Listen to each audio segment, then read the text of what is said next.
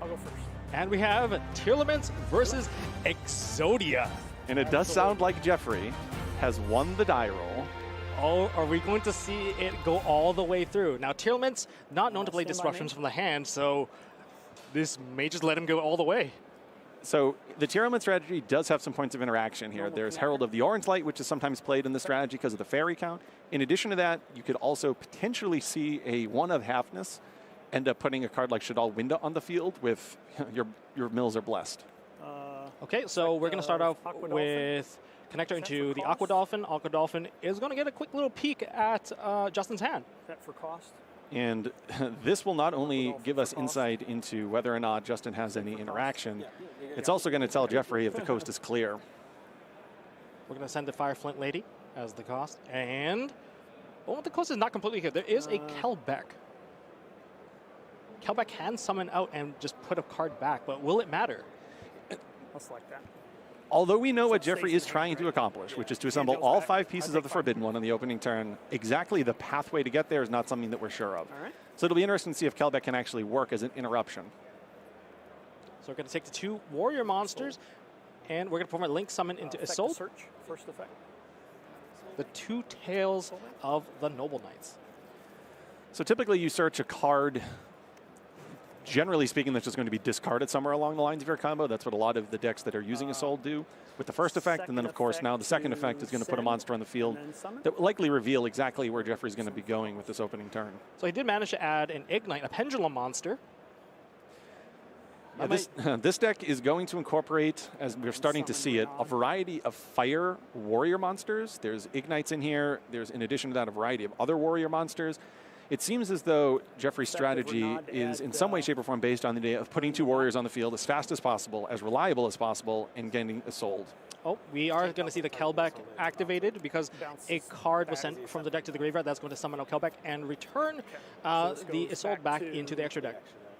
That could be a disruption, but I don't know if that's going to be enough. I genuinely am sitting along for the ride with you, watching Jeffrey pilot his strategy. Because he knew that card was in Justin's hand, I have to assume he knows the path from this point with his combo deck. Back to my hand. Yeah, and he's going to add back the Durandal. Durandal can activate and just add another Fire War and just maybe keep going.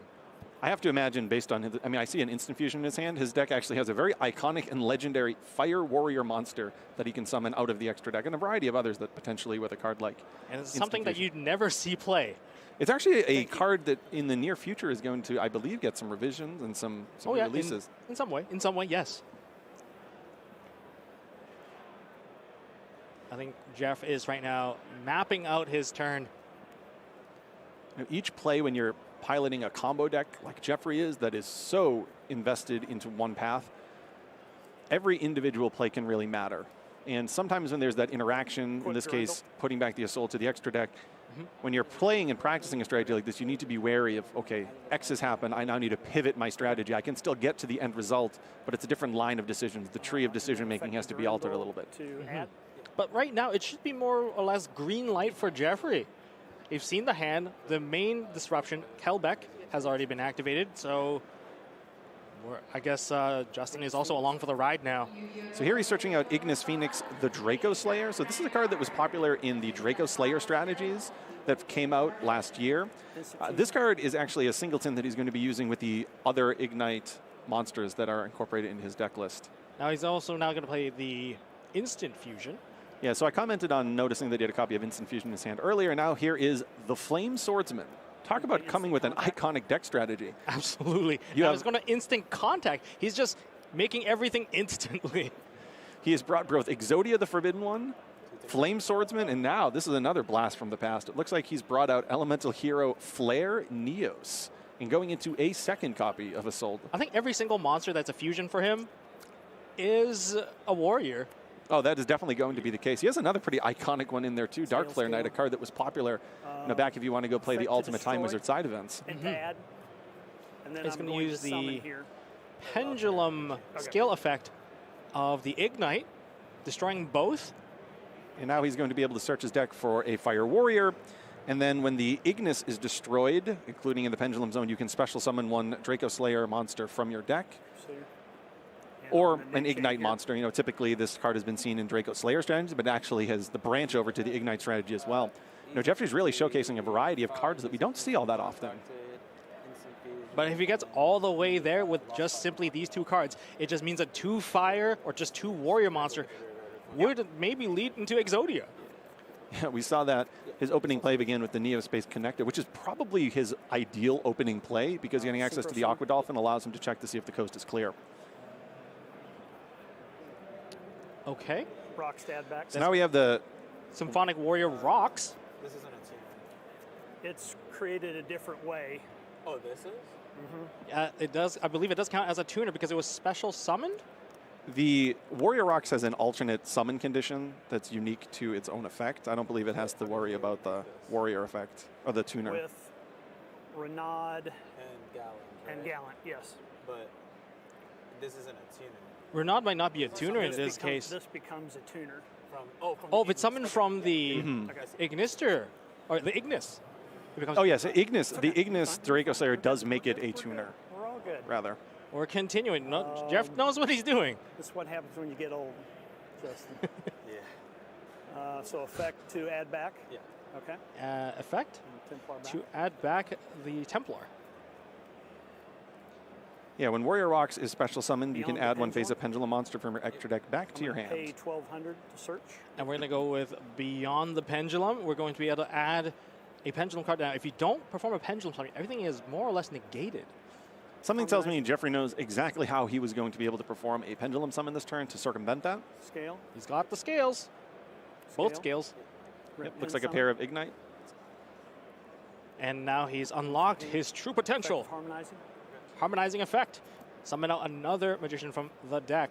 Pendulum one. We're going to see Purple Poison. It's purple poison. That's a lot of monsters.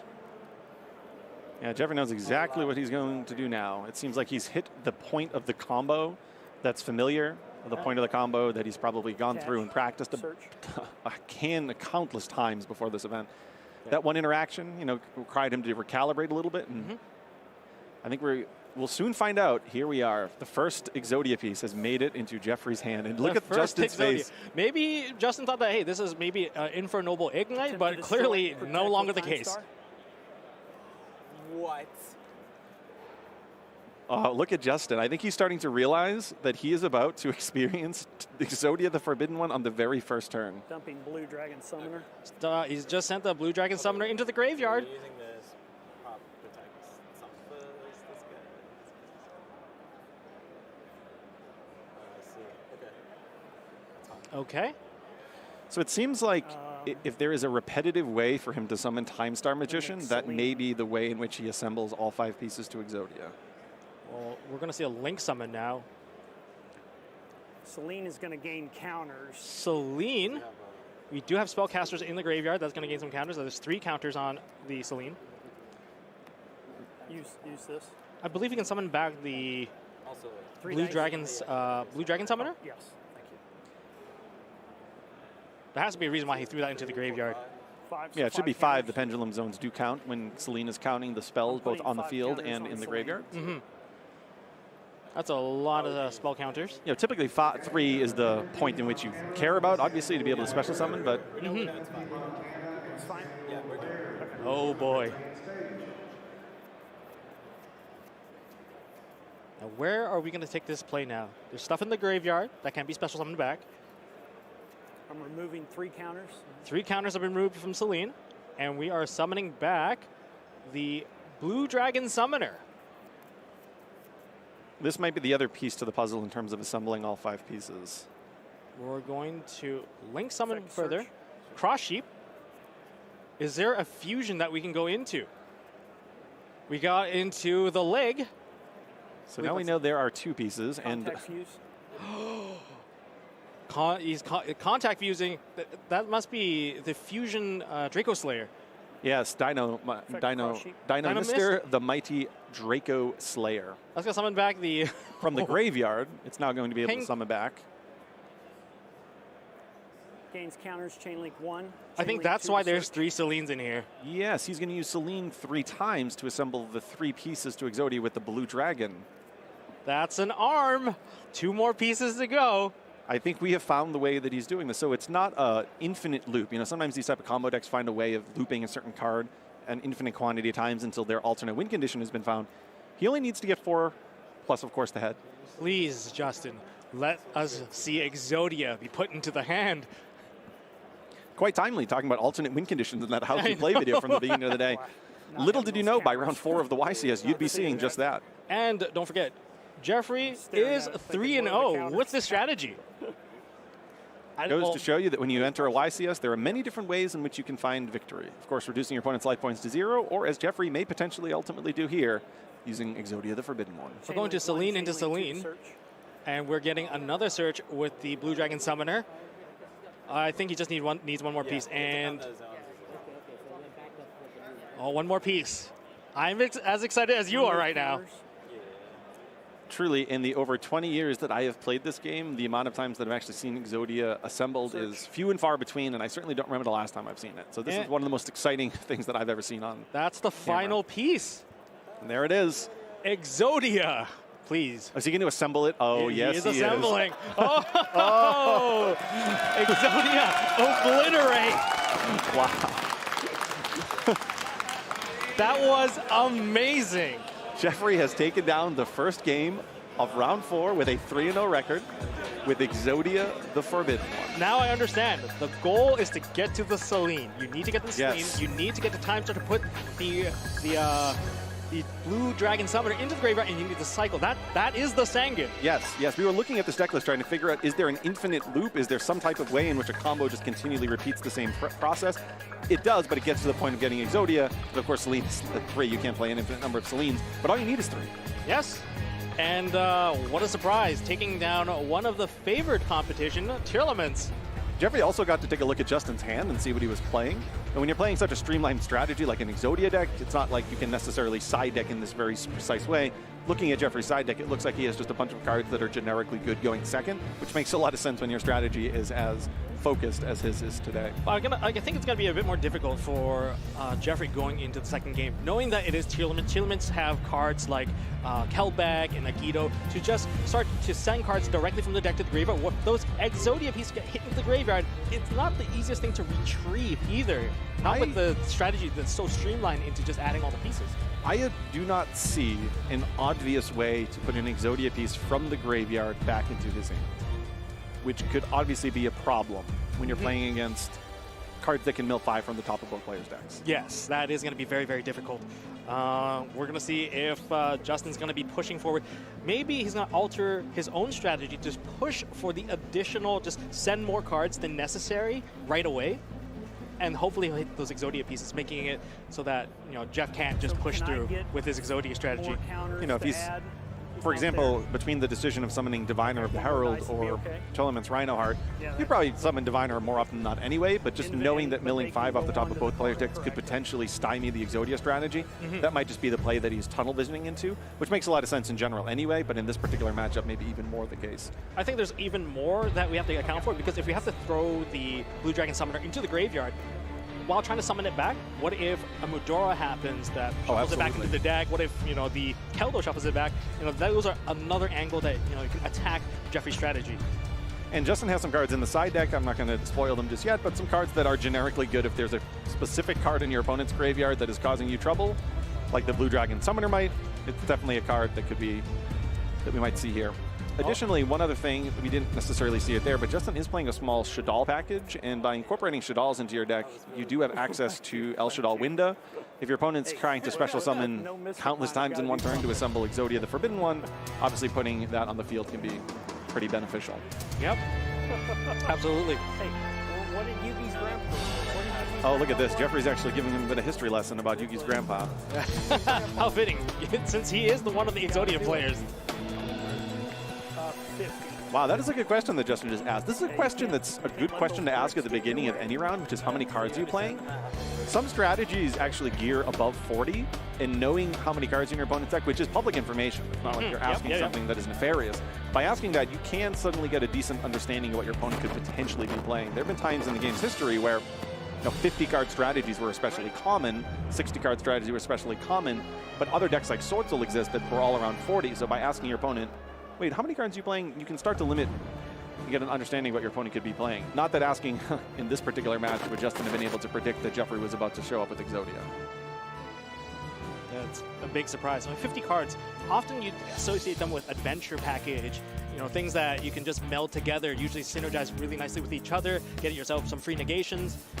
But I think this is definitely a wild card match here. he definitely wants to break up the Exodia pieces. You don't want to obviously open many of these Exodia pieces. You're trying to search all 5 of them out ideally. And because this deck is just filled with so many Fire Warrior or just Warrior in general extender monsters that can just special summon themselves, from Shade Brigadine to all the others, this deck doesn't necessarily need to cut its number down. So we're going into game 2 now. I believe Justin is going to choose to go first. I don't think passing that opportunity is a wise choice. So he's going to start off by going first, starting off with... Looks like a copy of Foolish Burial Goods. Which card would he send to the graveyard?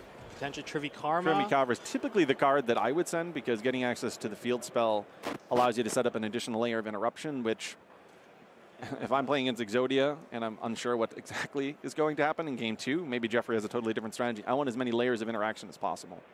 That adds the Parlareno into the hand. We're going to activate Parlareno right away. Field spell. That's going to allow him to add a Tearlaments card into the hand.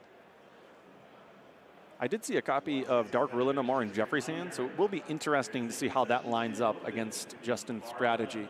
The beauty of Tearlaments is that historically it's been able to layer its interactions, you know, with graveyard disruptions, with cards like the Shuffler effects, such as Mudora, to being able to use the Primeval Planet, to potentially even having in-hand effects. So a simple card like Dark Ruler No More may only take out one of those layers, and if Jeffrey needs to get through several layers, it might be difficult. Yeah, and starting off with the special summon of Sharon, sending the Tearlaments Cashier into the graveyard. We're going to send to the graveyard. Oh, DD Crow, not the best send, but we do hit 2 cards. We have Rhino Heart, and I believe that is Soliak. DD Crow is a card I was partially commenting on during the side decking phase.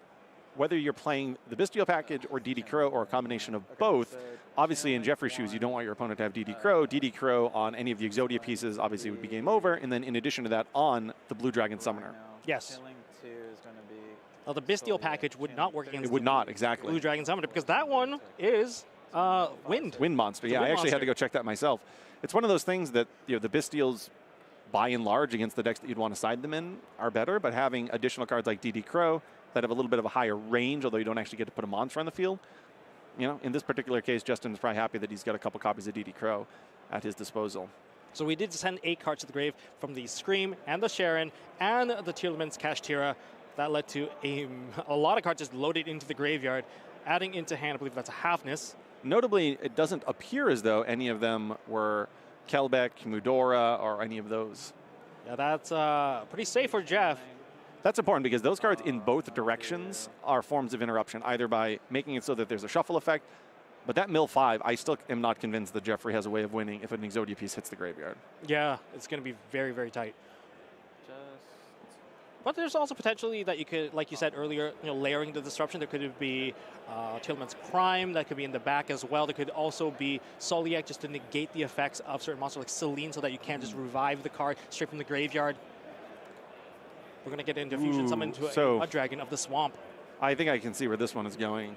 If Justin is playing a copy of Abyss Dweller is going to line up perfectly against Blue Dragon Summoner. Oh, that is also another way to shut that entire play down. So looks like it does look like he has the 2 cards stacked on top of each other, performing an Xyz summon.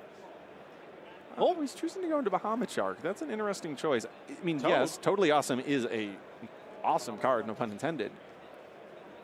But I think if I sat through watching Blue Dragon Summoner hit the field as many times as I just did, unless I'm mistaken. Yeah, I think maybe you can use the Toad. Oh, Toad cannot actually take the card because it doesn't destroy it, I believe. My instinct would have been to go into Abyss Dweller there. But oh, we're going to see Sprind. Adding back the water. Okay. So we got Tearlaments Cashier added back to hand. Still hasn't used the summon effect of it yet. He also still has a level 4 on the field, so it may be possible that he's able to get that back onto the field in some way, shape, or form, and then go into Abyss Dweller. As you mentioned before, Jeffrey does have a Dark Ruler No More, but that's not going to matter when the Abyss Dweller hits the field. Exactly, exactly. So he's putting the Totally Awesome back into his extra deck and conducting his fusion summon. Well, that's 3 monsters. I'm going to take a wild guess here. That's going to be Kaleido Heart. Kaleido Heart, absolutely. From 1 Aqua to, I believe it's a Fiend.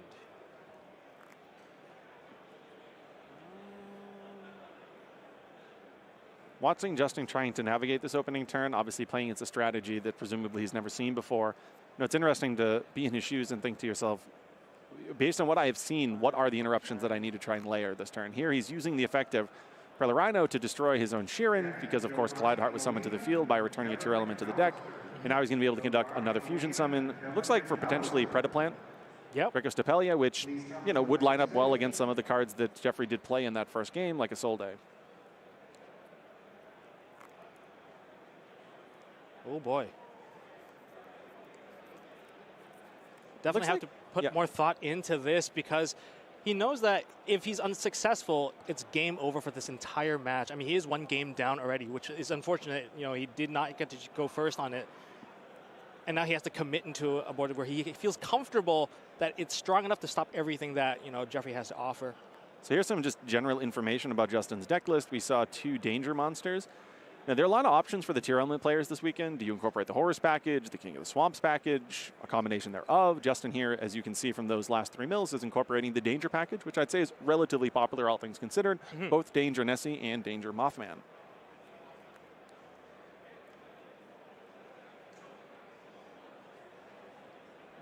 Now, I think things can go... Ooh, so he's going to send into the graveyard the Unchained Soul Shayama. It's a wonderful card in the deck as well, because you can destroy one of your own cards and just more or less summon out a free level 6 monster onto the field. And then you get to trigger the effect of Kaleido Heart. And it is a Fiend. Remember, that's right. Kaleido Heart is a Fiend, which doesn't match up with any other typing within the Tearlaments deck, but it works out perfectly in this case. And it's not typically the case that a Unchained card would find its way into a strategy like this when there's an entire Unchained deck itself that's devoted to the strategy that is perfectly playable. So it's interesting to see the deck building decisions. You know, I commented on whether it's the Shadal package, the Danger package, the Horus package. How about a small Unchained card in your Tier Element strategy as well? You know, it works pretty well, especially that the Unchained card is also level 6, so it might lead into like a Beatrice play, giving you just a quick effect to send more monsters into the graveyard, send cards into the graveyard, and maybe fetching you the card that you're missing. It does seem like he is going to go into an IP Little Knight. Oh, that's SP Little Knight? Sorry, yes, SP. SP. Well, that's a lot of interactions here. Isn't enough, though, because, you know, Jeffrey could have a card like Harpy's Feather Duster, evenly matched. I mean, no, he has the Dark Ruler no more. If he can combine a couple of those, what we would call, you know, board breakers, Justin's field is strong, but it might not be strong enough. It'll be interesting to see if Justin did, in fact, draw his copy of Tier Elements Crime. Santa Claus has come to town, and it has just tributed off the screen. 2 Santa Clauses have been taken out. Now, that's going to activate Scream. Oh, ooh, okay. So you definitely want to arrange this so that Skamata is going to be chain link 2 to get the Beast. No, that was not enough. Okay, that was an interesting one. So Jeffrey simply just had a hand filled with Santa Claus. We knew he had the Dark Ruler no more. 3 cards must not have been enough to combo from that point. But he did play the crowd by dropping both of those Santa Clauses before conceding. Oh, that was wonderful. There is definitely something about Jeffrey, and he definitely plays to the crowd. It's a beautiful thing to see. Oh, absolutely. But Justin there was able to take down game 2. We saw that he had DD Crow in his side deck based on what we saw here in game 2. So there is some resistance that he'll be able to have in his deck, having to go second in the vital game 3. He'll have, of course, that 1 single copy of Happiness. He'll have, of course, his copies of DD Crow. Hellback might be able to use, as you mentioned, the Crow. Maybe if he has a Tearlaments cast here and he sends more cards into the graveyard, maybe he'll be able to hit the Mudora and the Keldos. He also is playing a higher fairy count and incorporating Herald of the Orange Light. I know we haven't seen it yet, but there is a Herald of the Orange Light in his deck. That card can obviously line up quite well if Jeffrey's not anticipating a card like that. So it'll be interesting to see. It's not completely such that because Jeffrey is about to go first, that this match is settled. There are a variety of cards that Justin can draw and combinations thereof to push back against the Exodia strategy. Yeah, if it was gonna guarantee the win, it would have went all the way without, you know, without any resistance here. So this is gonna really rely on the first 5 cards. This turn 1 is the all-important turn 1 in the all-important game 3. And speaking of 5 cards, I mean, there is a percentage chance that the 5 cards on the top of Jeffrey's deck are the 5 pieces. Not likely to happen. That is really rare. That would be playing to the crowd too if the stars align that way. But as you saw, Jeffrey doesn't even need to do that. His deck has found a way to assemble all 5 pieces. Simply with just 2 warriors. Simply with just 2 warriors. Through a Kelbeck. Yeah. I find his list very interesting here. Playing Fusion Armaments to summon out Fusion, Fusion Contact, summon out Fusion, Instant Fusion, summon out Fusion, and Ready Fusion to summon out Fusion. Yeah, Jeffrey has come with basically every variety of putting a Fusion monster on the field for a 1,000 or similar life point increment. Well, if you're going to be, you know, taking damage like that, this is definitely a deck that you got to make sure that running out of time does not matter because you're only being playing in the main phase anyway. Yeah, Jeffrey doesn't need to go anywhere. We were talking about alternate win conditions earlier. Jeffrey has found an alternate win condition that can win regardless of whether you ever see a battle phase. You just need that single one main phase. What would the other kinds of disruption that Justin would need? Do you think he needs at least 2 in this upcoming game? So 1 wasn't enough, and because so much of Jeffrey's deck is geared towards extending beyond an interruption, I think he needs multiple. Jeffrey has the huge luxury, and this is the case with a lot of combo decks that exist, whether it's his Exodia deck or some of the others out there. In game 2, he had Dark Ruler No More as an evenly matched with Santa Claus in his deck, and every single one of those cards that you draw is 1 less combo piece. You know, Jeffrey really wants to look at his opening hand and see 5 combo pieces. And he gets to side out these cards that are not in and of themselves combo pieces. But you can actually hear the crowd in the background. You know, Jeffrey is playing to the crowd. This is wonderful. This is what I like to see. And here we go into the game 3 here at YCS Indianapolis. Exodia the Forbidden One going first. Okay, well, I'm pretty sure Jeffrey has the combo. I would imagine many of his opening hands have the combo. It's really a question of, does Justin have a counter? Okay, so special summon jump forward, and then we summon out the connector. We know the connector gets you there. Okay, this looks like it might be a Herald. It is. It is Herald, taking out the name. And that takes out the Diviner in hand. Justin down to 3 cards in hand. The hand count will matter a lot right now. It depends on whether or not Justin has another follow-up. I think there's going to be more ways, perhaps. Looks like he has a Renal, but I don't know if junk forward is a fire monster. It is not. It is an earth monster. Does it only need a warrior monster? Or am I? Oh, no, we are Yeah, it is a going fire. back. It's fire only. Oh. This goes like to extra. You can't special. Justin feeling pretty happy about that. I don't know if he has any more disruptions. You can tell on Jeffrey's face that His face has soured in. Oh man, gotta be a fire warrior. Unfortunate combination, I would say.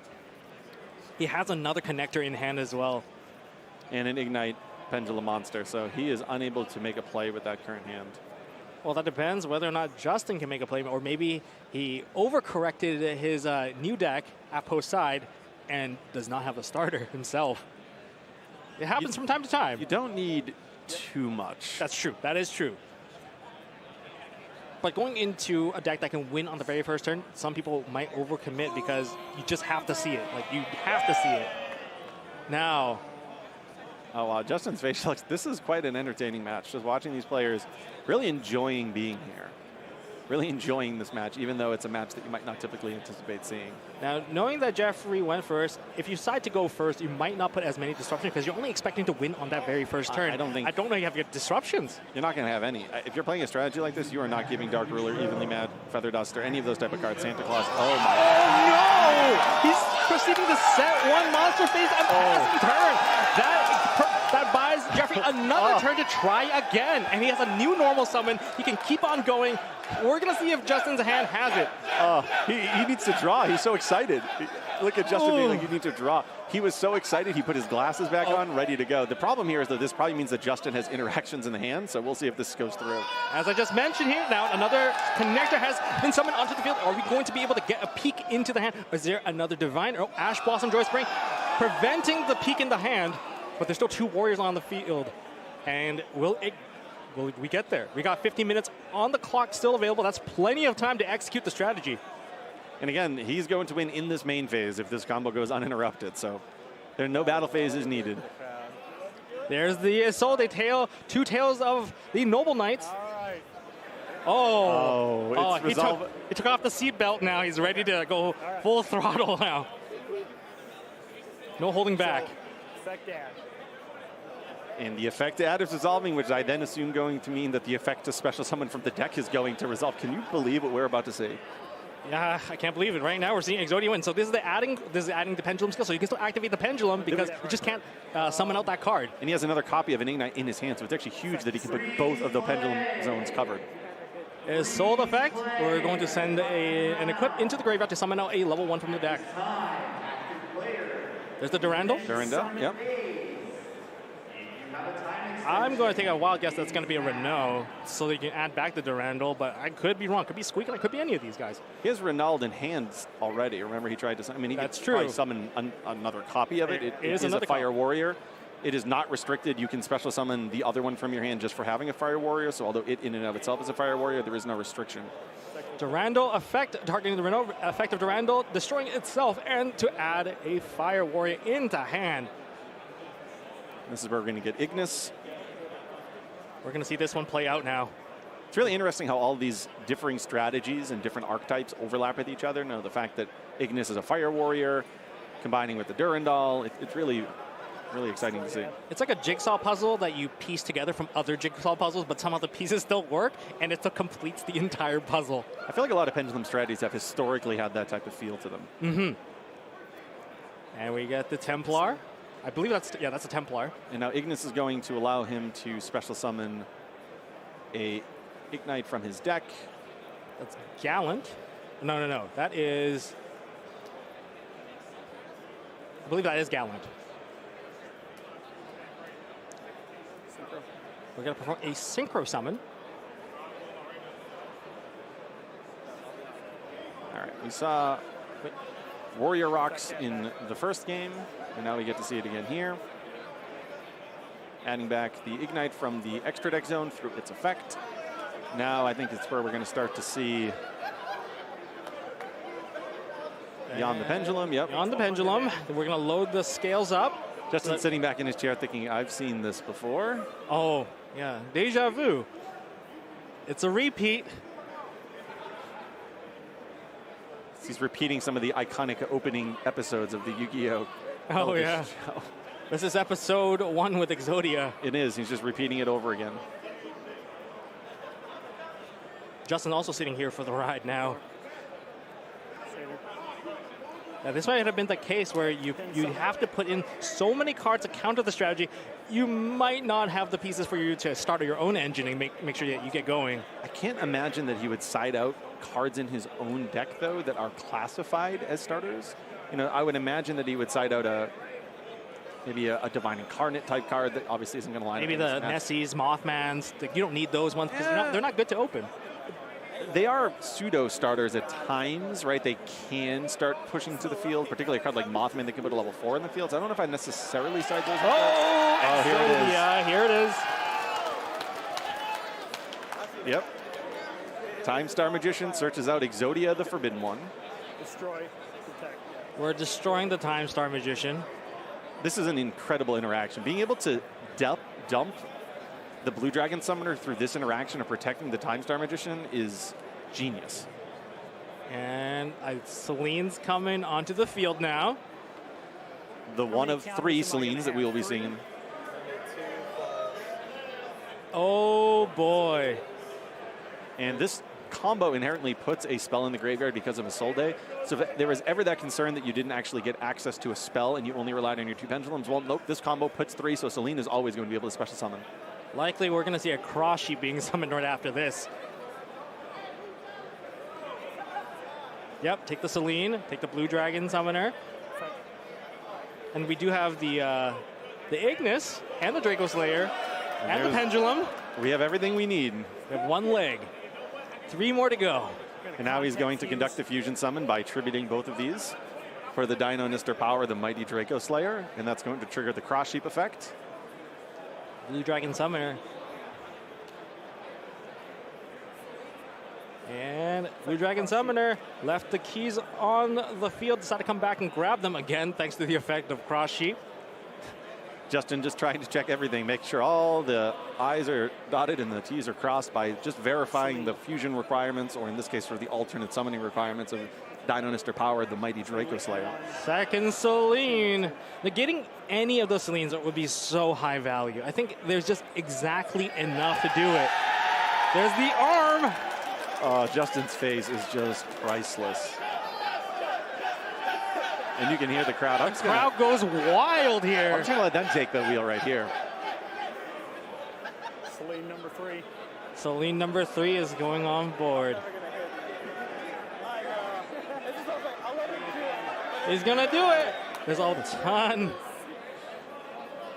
Oh, boy. Another leg. 1 more piece. The crowd is chanting, 1 more piece. This is a historical moment here in Indianapolis. Oh my goodness. It has been an honor to sit in the booth and watch Jeffrey in games 1 and 3. Hey, Appaloosa? Oh, just for the extra bet, just in case. Just in case. We're going to go into Appaloosa at the end of this. This is clean. This is very clean. We got the other arm. And all 5 pieces have been assembled. The legs, the arms, the head. Exodia obliterate. Unbelievable. Wow, the crowd goes insane.